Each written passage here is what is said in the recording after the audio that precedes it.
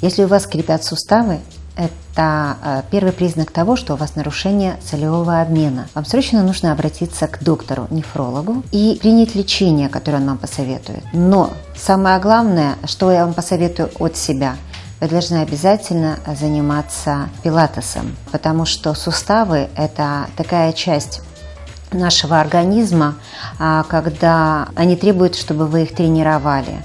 Каждый суставчик можно потренировать, но обязательно это только после помощи врача. Поэтому не забывайте о себе, ведь мы создаем себя сами.